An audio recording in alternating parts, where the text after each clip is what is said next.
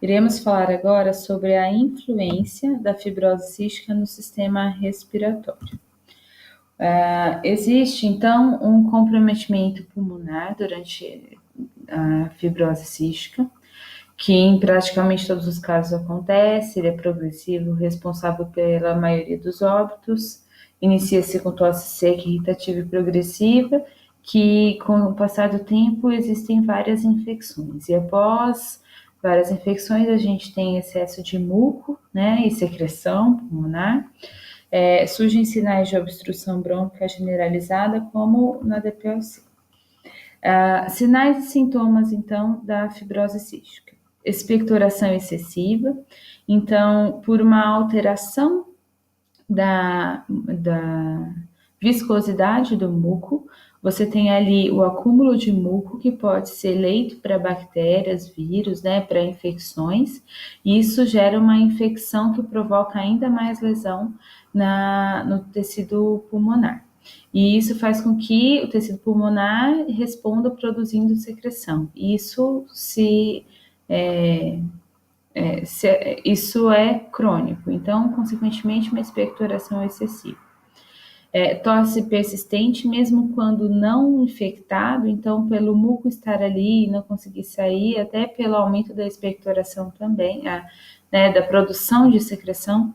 Então, a gente tem tosse persistente, pode evoluir para hemoptise, infecções respiratórias de repetição, insuficiência cardíaca, por alterações também de eletrólitos, cianose pela falta de oxigenação devido ao aumento de secreção, baqueteamento digital ou dos dedos, que é como a gente tem aqui nas fotos, uma alteração do ângulo das unhas, provavelmente por uma alteração de oxigenação distal, suor salgado, que é o aumento de cloro e sódio na pele através das glândulas sudoríparas, distensão abdominal por alterações da mucosa e do muco, do sistema digestório, alterações pancreáticas e de vias biliares, e atraso no crescimento, peso e estatura, devido à baixa absorção de nutrientes, né, de conteúdo calórico,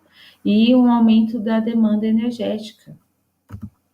Então, pensando no seu desenvolvimento, nós temos, por exemplo, a radiografia de tórax como algo a se avaliar quando se tem fibrose cística, pensando que o sistema respiratório é altamente influenciado.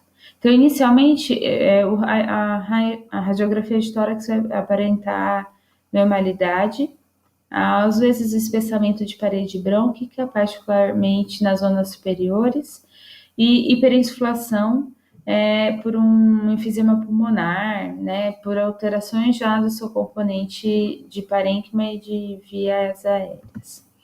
Com o progredir da doença, a gente pode evoluir com imagens de atelectasias causadas pela obstrução por mucos, né, por muco, secreções, áreas nodulares de condensação, então, que são acúmulos de secreção, bronquiectasia, que é a alteração lá da composição da via aérea, fazendo dilatação da via aérea. Pode evoluir também com abscesso, onde uma alteração ali do componente de parênquima e de via aérea, né, simplesmente provoque um abscesso, talvez por uma infecção, e comprometimento do lobo superior direito e lobo médio direito também são mais comuns por uma questão anatômica. Normalmente, as doenças infecciosas, né, se dão nessa área por uma questão anatômica. Aqui a gente tem uma tomografia computadorizada de tórax de paciente com fibrose cística, mostrando o espaçamento da parede brônquica. Então, os brônquios ficam mais espessos. A gente pode ter áreas de bronquiectasia, mostrando então uma alteração no componente mais distal dos brônquios. Císticas, mostrando então regiões mais arredondadas, né? E impactação mucoide, que normalmente é mais representado nessas regiões mais brancas, onde a gente tem aqui um acúmulo de secreção.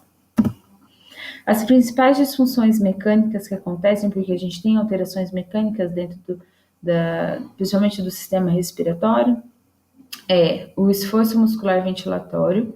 Então, a pessoa normalmente tem que fazer um pouquinho mais de força para respirar, para dar conta da troca gasosa. Encurtamento e perda de força dos músculos inspiratórios. Então, a gente tem uma alteração ali do componente muscular, principalmente dos músculos inspiratórios. Existe o assincronismo e a distorção tóraco-abdominal, diretamente relacionada ao padrão respiratório. Existe uma coisa chamada bloqueio inspiratório, que é a mudança lá do componente postural, que vai fazer com que o paciente sempre esteja buscando uma inspiração maior e, consequentemente, o aprisionamento de ar. Então, a gente tem aqui exemplos de bloqueio inspiratório, onde a gente tem a elevação dos ombros e do externo, que proporciona ali a abertura e elevação das costelas, retração dos ombros, retração anterolateral inferior, hiperextensão da coluna.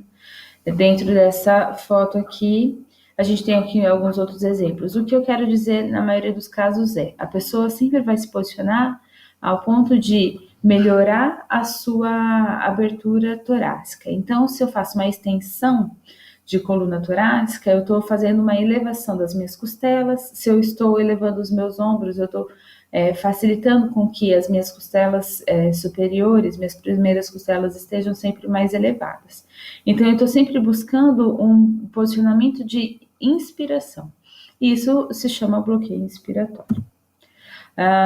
No fim de tudo isso, né, das nossas alterações da fibrose cística, a gente vai pensar que a fibrose cística proporciona alterações no parênquima pulmonar e, consequentemente, alterações que levam a infecções gerais.